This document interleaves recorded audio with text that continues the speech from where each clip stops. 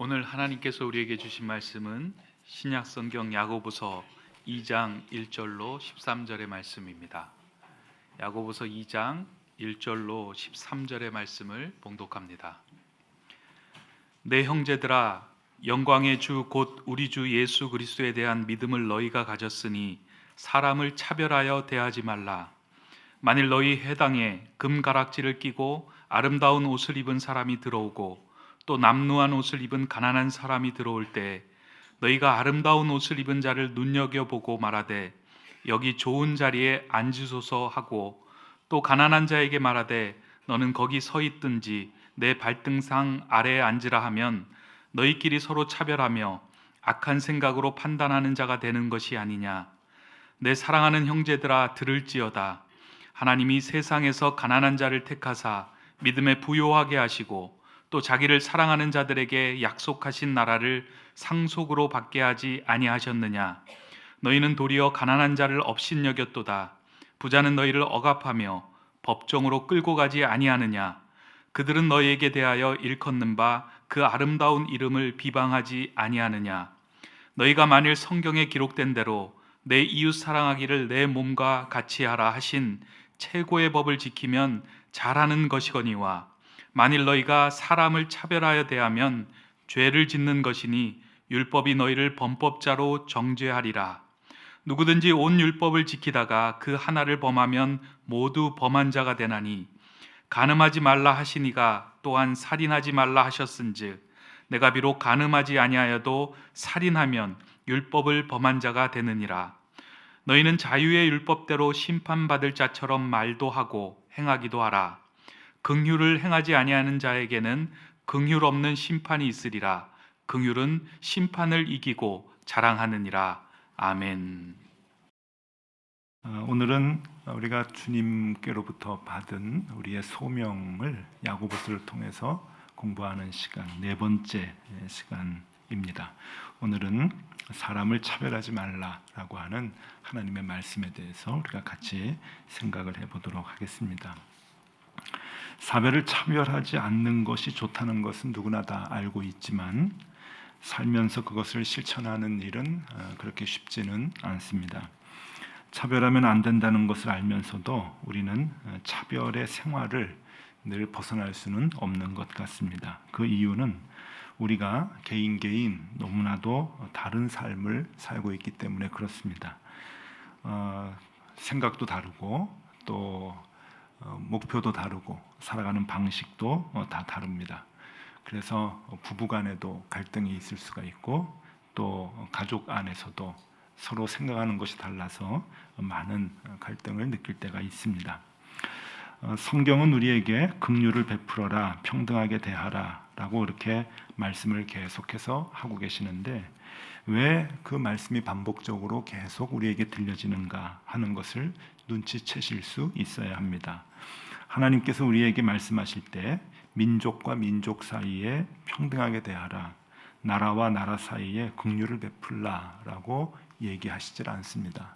하나님은 우리에게 반복적으로 이러한 말씀을 하실 때 우리의 삶의 현장에서, 그러니까 가정과 일터와 우리가 살아가는 그 곳에서 우리가 긍휼을 베풀고 평등하게 대하라라고 그렇게 말씀을 하십니다. 유대인들은 굉장히 편협한 세계관을 갖고 있죠. 그러니까 올바른 세계관이라고도 볼 수가 있지만 보편적으로 다른 사람 입장에서 보면은 우리만이 하나님의 자녀다라고 하는 아주 편협한 세계관을 가지고 살아가는 사람들이 유대인인데 그 유대인들에게 반복적으로 하나님께서 긍휼을 베풀어라, 평등하게 대하라라고 이야기하시는 것은 그 편협한 세계관을 갖고 살아가는 그 안에서조차 이들이 차별을 하고 있다고 하는 것을 반증해 주는 내용입니다. 그러니까 어쩔 수 없는 것 같습니다. 사람들은 그렇게 많은 사람들을 자기하고 다르다고 차별하면서 살아가는 그런 그 본성을 갖고 있는데 하나님은 그것을 하지 말아라 라고 우리에게 얘기하고 계십니다. 차별이 얼마나 나쁜가 하는 것에 대해서 여러분 잘 느끼지 못하실 것입니다. 저도 이제 그랬고요. 그리고 여러분들도 늘 우리가 살아가는데 차별하는 것이, 차별을 받는 것도 생활화돼 있고, 어느 정도 남을 차별하는 것도 늘 이렇게 가끔 쉽게 그렇게 하던 모습들이라서 이 차별이 얼마나 심각한지는 잘 모르는데, 사전을 찾아보면은 이 사전적 의미조차도 이 차별이라고 하는 것이 굉장히 위험하다고 하는 것을 우리에게 알려줍니다.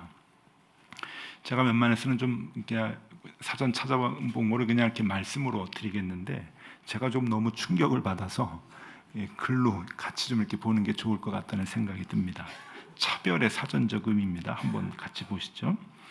기본적으로 평등한 지위의 집단이나 사람을 자의적인 기준에 의해서, 그러니까 남이 아닌 내 기준에 의해서 불평등하게 대우함으로써 특정 집단이나 사람을 사회적으로 격리시키는 통제의 형태.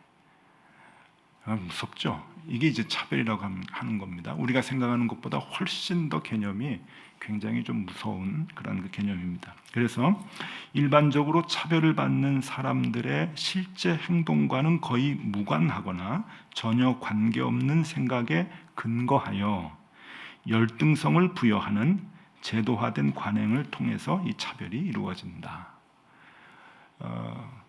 제가 좀 충격을 받은 말이 열등성을 부여하는 것이다. 상대방을 차별하는 것은 너는 열등해 하면서 열등성을 부여하는 것이고, 그것을 힘 있는 사람들이나 또 높은 사람들이 제도로 만든다는 거예요.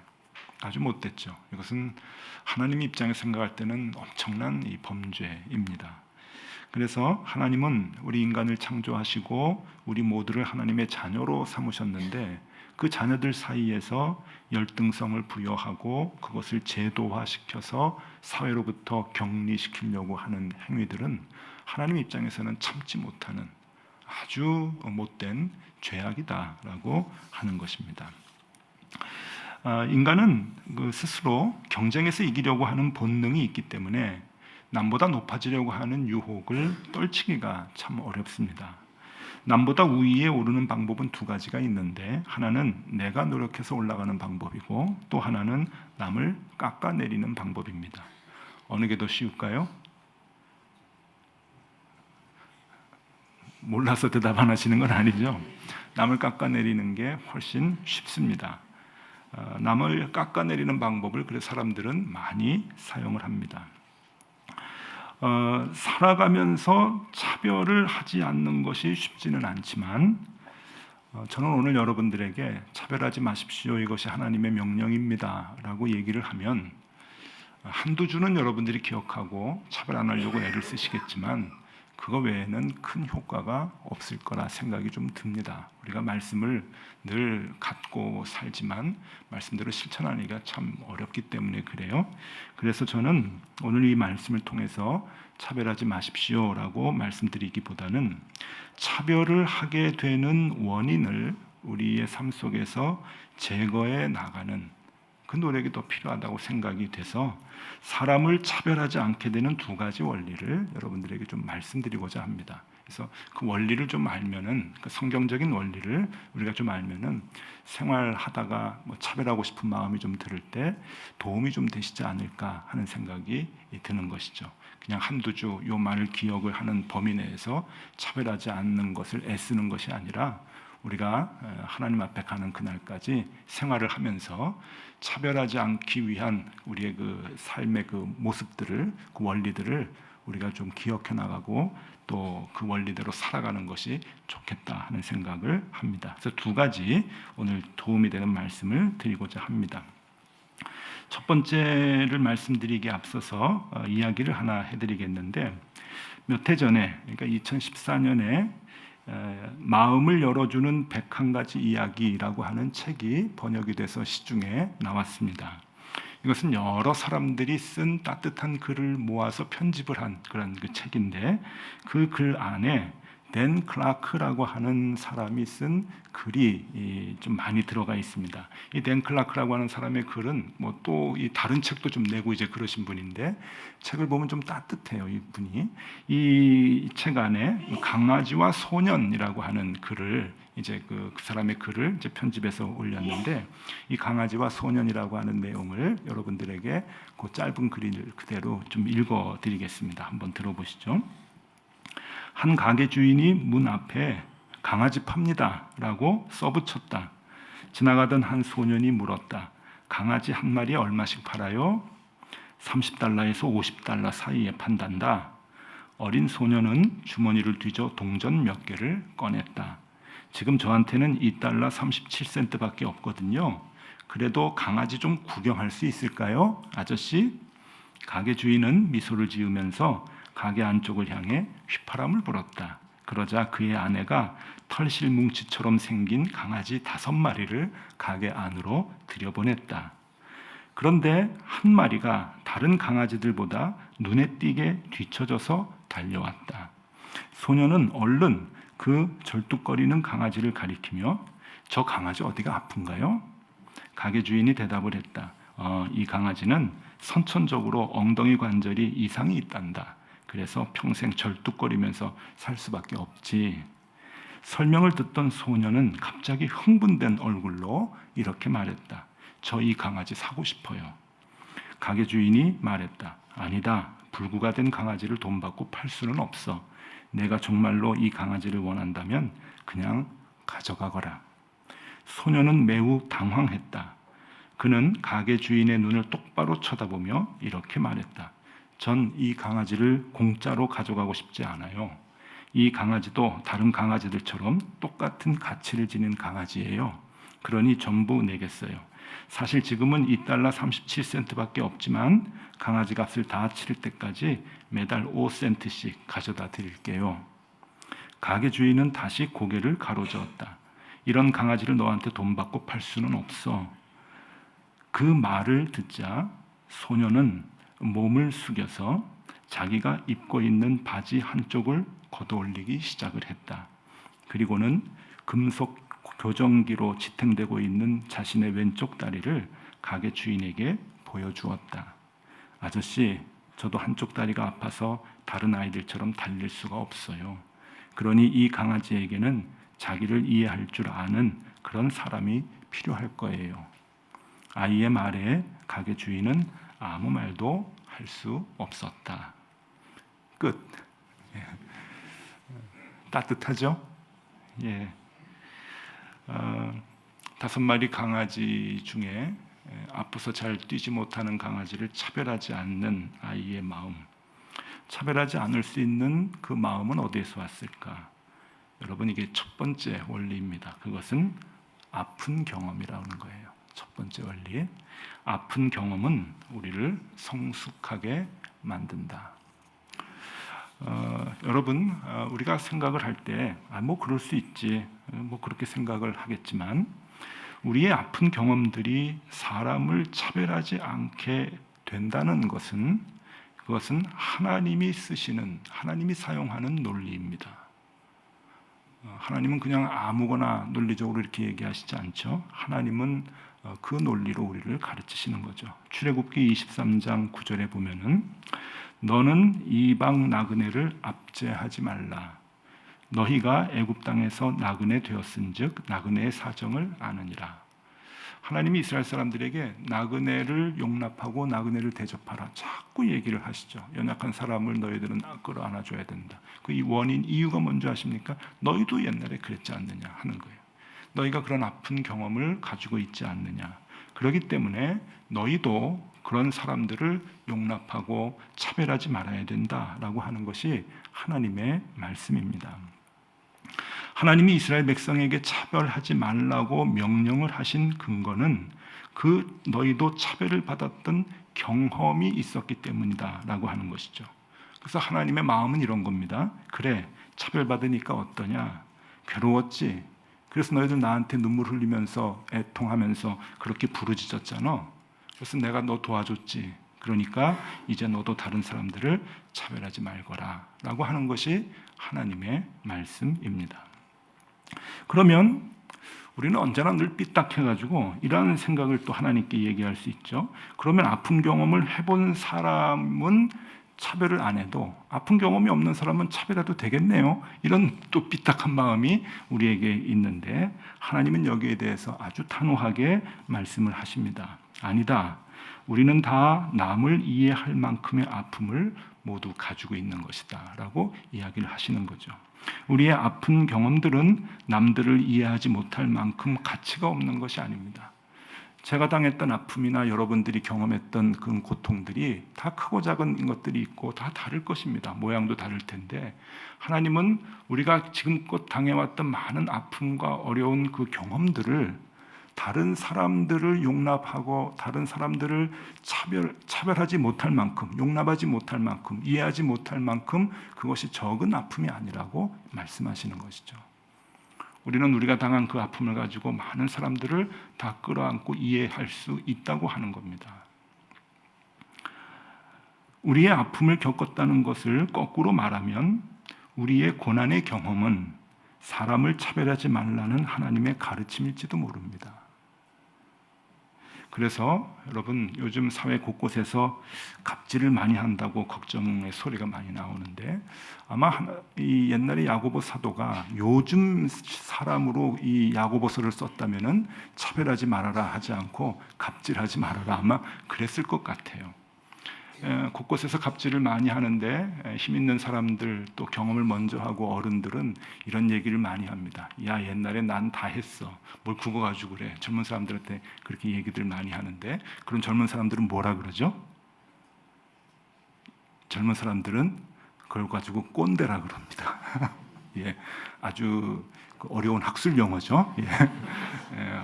꼰대라 그러는데 말은 앞에서 안 하지만 나는 옛날에 다 했어. 뭐 그거 가지고도 못 참고 그러냐. 뭐 견뎌. 막 그러면서 이제 어른들이 뭐라 그러면은 그걸 이제 꼰대라 그러는데 젊은 사람들은 그렇게 반응을 하지만 하나님은 뭐라 그러시는 줄 압니까? 하나님은 오늘 야고보서 2장 13절 오늘 본문 마지막에 이렇게 얘기합니다. 긍휼을 행하지 않는 자에게는 긍휼 없는 심판이 있으리라. 아주 무섭게 말씀하시죠.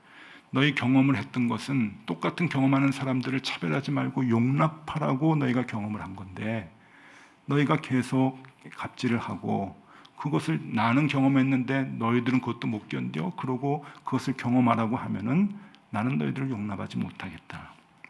긍휼은 심판을 이기고 자랑하느니라. 우리가 긍휼한 마음을 가질 때, 즉 차별하지 않는 마음을 가지고 사람들을 대할 때 우리는 심판을 이겨낼 수 있는 거예요. 견뎌낼 수 있는 거죠. 그만큼 하나님께서는 차별하지 말 것을 우리에게 굉장히 중요하게 말씀을 하십니다. 그리고 그 차별하지 않을 수 있는 원리, 힘 어디에서 나오느냐? 그것은 우리의 아픈 경험에서 나오는 거죠. 그러한 고통들, 경험들이 여러분들 우리가 다른 사람들을 용납하고 다른 사람들을 차별하지 않게 하는 큰 힘이 된다고 하는 거예요. 2015년 그러니까 이제 3년 전이네요. 2015년 4월에 아직도 한국의 그 세월호 사건 때문에 이제 굉장히 사람들의 마음이 이제 무거웠을 그 당시에 다 이제 돌아오지 않은 아이들 시신을 찾지 못해서 부모님들이 팽목항에서 밤을 새워가면서 눈물을 흘리던 그때에 이 팽목항에 조금은 낯선 사람들이 찾아왔습니다. 이 사람들이 이제 미국 사람들이 이제 몇 명이 왔는데 이 사람들이 세월호 그 부모님이 있었던 그 팽목항 근방에 세월호 추모습을 조성해 주겠다고 이제 왔어요. 그 어디에서 왔는가 하면은 그 어린이 재단, 미국에 있는 어린이 재단에서 왔는데 그 재단의 그 책임자가 션 헵번이라고 하는 거고요. 이 션 헵번이 말하기를 자기 어머니가 세운 어린이 재단에서 이 똑같은 아픔을 당한 이 아이들을 위해서 이제 많은 돈을 내서 추모의 숲을 만들어 주겠다고 하는데 그 어린이 재단 이름이 오드리 헵번 어린이 재단입니다. 그래서 그 션 헵번이라고 하는 그 사람은 오드리 헵번의 이제 아들이죠. 그래서 그 오드리 헵번이 어떻게 이렇게 어린이 재단을 세우고 그런 일을 하게 되었는가 하는 것에 대해서 재조명이 된 적이 있습니다. 지금도 많은 세계 사람들이 이 세상에서 제일 아름다운 배우가 누구냐라고 얘기할 때 헐리우드 배우들은 서슴없이 오드리 헵번을 지목한다 그래요. 저도 오드리 헵번을 굉장히 이제 좋아하는데 예쁘다 그럽니다. 제일 예쁜 이제 배우라 그래요. 얼굴 한번 보여드리겠습니다. 예, 나이 드신 분들은 좀 마음이 지금 옛날 마음이 좀 이제 있으실 텐데 1929년생입니다. 예, 저희 어머니보다 훨씬 더 나이가 많은 그런 그 배우인데 이 오드리 헵번은 뭐 로마의 휴일, 티파니에서 뭐 아침을 아주 뭐 유명한 작품을 많이 남긴 세계적인 배우죠. 이 오드리 헵번은 그 어떤 평가를 받느냐면은 그 보통 여자 배우들은 또 남자 배우들은 그 시대에 맞는 미모를 갖고 있는데 100년이 지나도 변하지 않는 시대를 뛰어넘는 그 얼굴을 갖고 있다는 거예요. 그러니까 요즘 젊은이들 말로 하면은 요즘에 저 얼굴도 이제 맥힌다는 거죠. 이렇게 그만큼 얼굴이 이제 참 예쁘고 좋다 그러는데 사람들이 가장 아름다운 배우라고 하는 그 개념을 얘기할 때는 얼굴을 얘기하는 게 아니었어요. 마음이 예쁘다라고 하는 것이죠. 이 오드리 헵번은 아시다시피 배우 생활은 그렇게 길지 않습니다. 그리고 인생의 후반부를 64세에 직장암으로 목숨을 잃을 때까지 이 후반부를 이 아프리카의 아이들, 남미의 아이들, 불쌍한 아이들을 위해서 평생 봉사를 했죠. 유니세프의 홍보대사로 봉사를 했는데 저도 뭐 얼마나는 인터내셔널 재단을 맡고 있습니다만은 요즘 그 홍보대사라고 하는 게 인기가 많아요. 근데 홍보대사라고 하면은 뭐 탤런트나 이런 인기 있는 사람들이 유명한 사람들이 가서 애들 붙들고 사진 하나 탁 찍어주면 이제 홍보대사 역할을 다 하는 건데 이 오드리 헵번은 유니세프 홍보대사 친선대사로 있으면서 사진만 찍고 다니지 않고 정말 그 아이들을 위해서 헌신적으로 일을 합니다.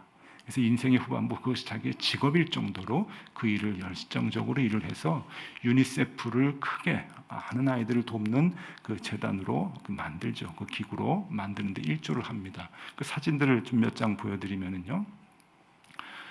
저게 이제 아주 유명한 사진이죠. 저 사진이 이제 보고 사람들이 이제 충격을 좀 많이 받았던 사진이고 또 이제 다른 사진들도 보면은요. 아주 아이들을 보면서 늘 이렇게 기뻐하고 그 일을 잘 이렇게 감당을 했던 그 모습들이 얼굴 표정에서 나옵니다. 유니세프를 위해서 이제 봉사했던 그때 이제 사진인데 행복해 보이죠. 자, 그런데 이 오드리 헵번이 어떻게 인생의 후반부에 그러한 일들을 감당하게 되었는가? 그는 공식적인 석상에서도 늘 얘기하는 게 그것은 나의 아픈 과거 때문이라고 얘기를 합니다. 오드리 헵번은 성장 과정이 그렇게 유복하지 못했습니다. 은행원이었던 영국 아버지와 귀족 출신이었던 네덜란드 어머니 사이에서 태어났어요. 그러니까 굉장히 유복하게 살 조건을 다 갖췄는데 아버지가 어렸을 때 이제 도망갑니다. 집을 나가요. 그래서 아버지의 사랑을 받지 못하고 결국은 나중에 이제 어머니하고 이혼을 하게 되고 그리고 경제적으로 어렵게 살다가 이제 2차 세계대전을 겪게 돼요. 그러면서 밥이 없어서 죽을 지경에까지 이제 가게 되는데 그때 유니세프의 전신이었던 국제구호기금에서 보급되는 먹을 거를 가지고 연명을 했다고 그렇게 고백을 합니다. 그런 아픔이 좀 있었던 거고 또 하나의 아픔은 결혼 생활이 그렇게 행복하지 못했어요. 세계적인 스타가 된 뒤에 이제 결혼을 했는데 이 남편들이 자기를 가지고 자꾸 이용을 하는 거예요. 2번 결혼했는데 첫 번째 남편이 배우 겸 영화 제작자인데 자꾸 아내를 가지고 돈벌이를 이제 시키는 거죠. 아이를 가졌는데도 쉬지 못하게 하고 영화를 찍게 만들어 가지고 2번을 유산을 합니다. 힘들어서. 그렇게 이제 그렇게 사랑이 없는 그런 그 결혼 생활을 하다가 첫 번째 남편으로부터 남편의 외도 때문에 이제 파혼이 되고 또 2번째 남편도 사랑한다고 해서 결혼했지만 또 다른 여자한테 가가지고 파경에 이르게 되고 그래서 오드리 헵번은 늘 자신을 뭐라고 얘기하냐면은 버림받은 사람이라고 얘기를 합니다. 아버지에게 버림받고 첫 번째 남편에게 버림받고 2번째 남편에게 버림받고 그래서 그 다음으로는 결혼을 하지 않아요. 그리고서는 평생 버림받은 아이를 위해서 내가 살겠다라고 생각을 하고 그 버림받은 아이들을 찾아다니면서 평생 자신의 노력과 헌신을 그들에게 쏟아붓죠. 여러분, 아픔은 아픔으로 그치질 않습니다. 그것은 우리의 삶을 아름답게 만드는 근원이 될 수 있습니다. 세상을 더 넓게 볼 수 있도록 만들어주는 것이죠. 그래서 모든 사람을 이해하게 되고, 그래서 인정하게 되고, 그래서 차별하지 않을 수 있는 겁니다. 여러분, 저도 그렇고 여러분들도 그렇고 다 아픈 경험들이 있으시죠? 말 못할 경험들이 다 있습니다. 우리 다 화장하고 나오고 옷 번듯하게 입어서 다 멋져 보이고 괜찮아 보이지만 다 우리 속내를 얘기하다 보면은 밤새서 얘기하기는 시간이 짧을 정도로 아픈 경험들이 우리에게 다 있습니다. 여러분, 그 아픈 경험을 그냥 아픈 경험으로 쌓아둘 것입니까? 하나님은 그것을 아름답게 사용하라고 말씀을 하시는 거죠. 그래서 신명기 10장 17절 19절 말씀을 보면은 이렇게 하나님 말씀하십니다. 너희의 하나님 여호와는 신 가운데 신이시며 주 가운데 주시요 크고 능하시며 두려우신 하나님이시라. 사람을 외모로 보지 아니하시며 뇌물을 받지 아니하시고 고아와 과부를 위하여 정의를 행하시며 나그네를 사랑하여 그에게 떡과 옷을 주시나니 너희는 나그네를 사랑하라. 전에 너희도 애굽 땅에서 나그네 되었음이니라. 우리의 경험이 아픔과 고통의 경험들이 있었다고 한다면 그것을 통해서 다른 사람들을 안아주고 세워줘야 하는 그러한 의무가 우리에게 있다고 말씀하십니다. 그래서 차별하지 않는 원인, 않을 수 있는, 차별하지 않을 수 있는 그러한 그 원인은 우리에게 무엇인가? 그것은 우리의 고난과 아픔의 경험이라고 하는 거예요. 그럼에도 불구하고 우리가 남들을 또 차별하고 남들에게 갑질을 한다? 하나님 용납하지 않으시는 거죠. 그래서 긍휼 없는 심판을 너에게 내릴 것이다. 무서운 말씀을 우리에게 하십니다. 자, 이것이 첫 번째 이제 원리입니다.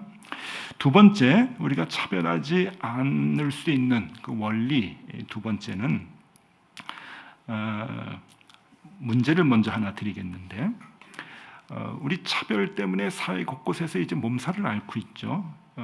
차별 중에 가장 무서운 차별이 인종차별과 종교차별이라고 합니다. 요새는 뭐 성소수자 차별도 나오지만 인종차별과 종교차별은 얼마나 무서운가 하면은 전쟁을 하고 사람을 죽일 만큼 역사적으로 굉장히 무서운 차별이었죠. 문제를 하나 좀 드리겠습니다. 이 세상에 인종차별이 가장 없는 나라가 어느 나라일까요? 뚱딴지 같은 질문인데 답은 브라질이랍니다. 브라질. 또 하나 문제를 내겠습니다. 종교 갈등 때문에 피비린내 나는 전쟁과 싸움이 역사적으로 많이 있었는데 종교 갈등이 없는 나라가 어디인 줄 아세요?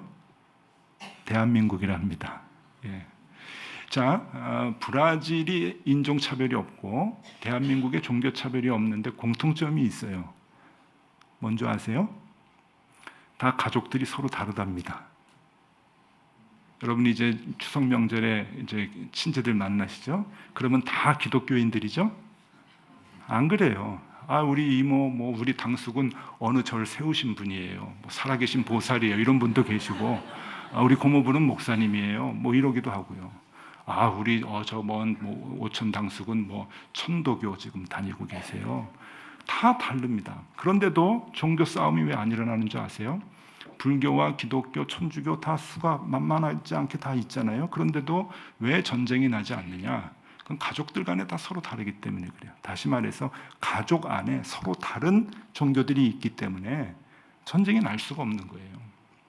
브라질은 이 유전자적으로 굉장히 많이 섞였답니다. 그래서 얼굴이 하얀 사람하고 결혼해가지고 아이를 낳을 때 까만 아이가 나오기도 한대요. 지금 브라질은 그래요. 아주 얼굴색이 다양하거든요. 그래서 똑같은 부모님이 결혼해서 낳아도 하나는 하얗고 하나는 까맣고 그런 거예요. 그러니까 차별이 될 수가 없는 거예요, 사회적으로. 격리시키고 너는 열등하다 이게 가능하진 않는 거죠. 왜? 다 내 새끼고 다 내 가족이니까 그런 거예요. 가족은 여러분 우리 모든 것을 덮어주는 사랑의 힘이 있습니다. 그래서 차별하지 않는 원리 두 번째는 가족입니다. 가족은 어떤 경우도 차별하지 않는다. 굉장히 중요해요.